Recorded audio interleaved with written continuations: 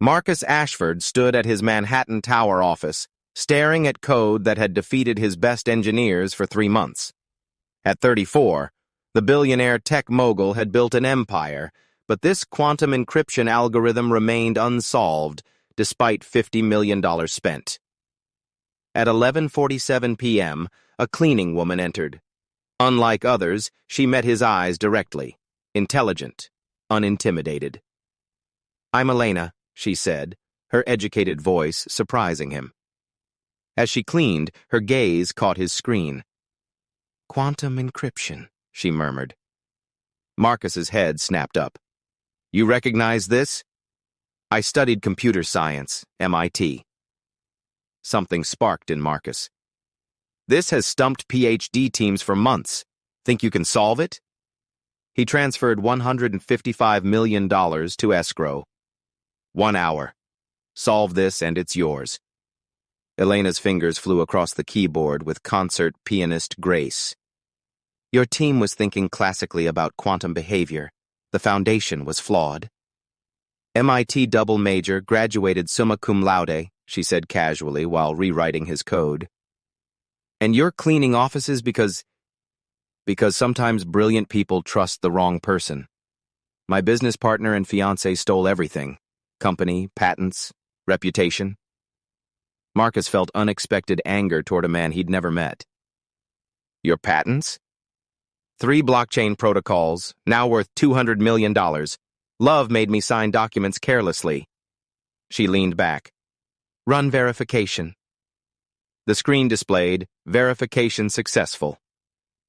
"Holy shit," Marcus whispered. "The escrow transfer will complete automatically," Elena said calmly. "You're not really a janitor," Marcus pressed. "When you lose everything, you become whatever pays bills. Tomorrow I'll still be a janitor who's rich enough to quit but doesn't know what else to do." "Come work for me. You just gave me enough to retire. Why would I?" "Because I suspect you need to create things, and I make creation possible." Something electric passed between them. "Have dinner with me tomorrow?" She studied him. "This is a terrible idea." "But I haven't been this intrigued in years." At dinner, Marcus barely recognized her. Elegant black dress, confident posture. The protective shell was gone. "Did you really have $155 million just sitting around?" she asked.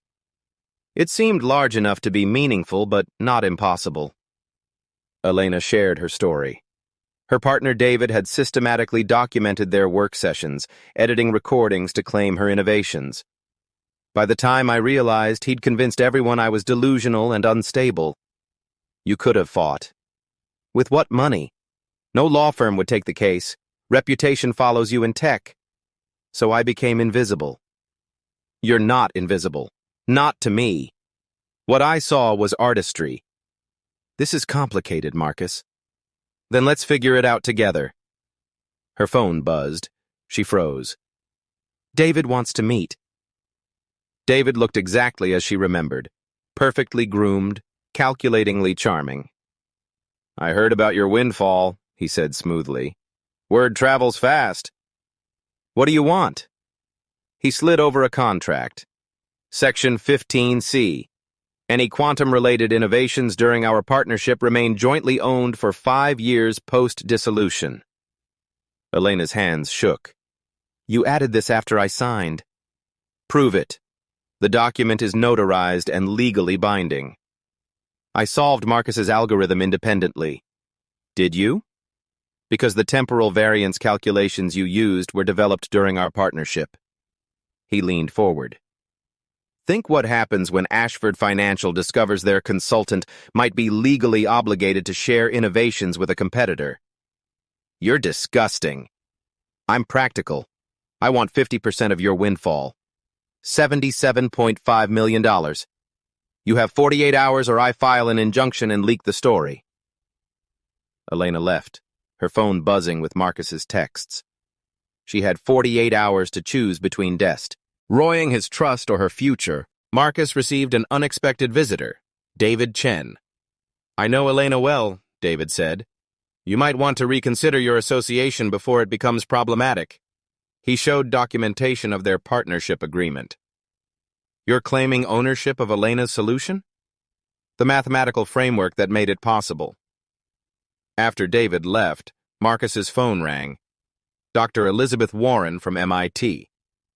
David has spent 3 years systematically contacting anyone interested in Elena. The contracts are real but incomplete.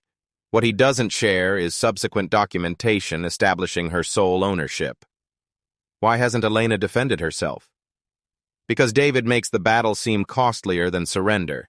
And after 3 years, Elena started believing she didn't deserve to win. Marcus's legal team spent hours reviewing Elena's partnership dissolution. David had no legitimate claim. He drove to Elena's apartment. She answered, exhausted and defeated. David came to see me, he said. A convincing story about legal complications, but I also spoke to Dr. Warren. Elizabeth called you? You've been legally right this entire time. David's been committing fraud for 3 years. Elena sank onto her couch. 3 years. I've spent 3 years believing I deserved what happened. You didn't deserve any of it. Now we destroy him.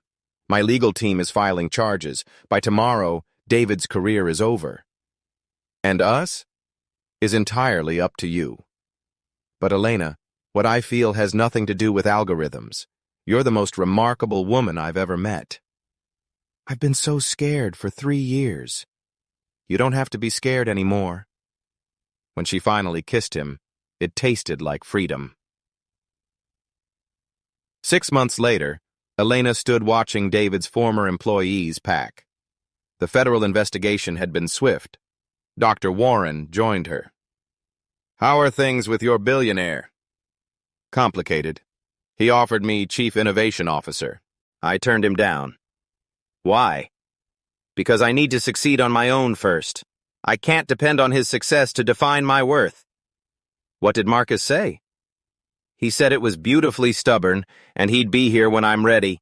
He helped me secure funding for my own startup as an investor, not boyfriend. Phoenix Innovations, 3 patents filed, 12 brilliant women on my team. Her phone buzzed. Dinner tonight. I have news. Good or bad. Depends on how you feel about marriage proposals. She called immediately. Please tell me you're not proposing tonight. I'm proposing right now, Marcus replied. Elena Chen, you are the most brilliant, stubborn, incredible woman I've known. You've rebuilt your life, created a company changing the industry, and somehow fell in love with a workaholic billionaire. You make me want to be better. Will you marry me? You can't propose over the phone. Is that a yes? Bring a ring to dinner and find out. At their table, Elena spoke first. 6 months ago, I was worthless. You gave me back my sense of possibility. So before you propose, I'm proposing to you. She dropped to one knee. Marcus Ashford, you're infuriating, generous, brilliant. You've helped me remember who I was and become someone better. You've never made me feel smaller. Will you marry me? Marcus started laughing. Yes. Absolutely yes. As he kissed her, Elena felt her walls crumble. Though I also brought a ring, he said, pulling out a box. Will you marry me back? Are you prepared for a lifetime of me being right about algorithms? As long as you're prepared for me pretending to argue. Walking through the city, Marcus asked, Any regrets? Not one. Every terrible thing led me to you. Thank you for being my moment, Elena Chen. Thank you for being mine, Marcus Ashford. Sometimes the best love stories begin with losing everything. Sometimes you find someone who sees wide. Our potential when you've forgotten it exists. Someone who doesn't save you but stands beside you while you save yourself.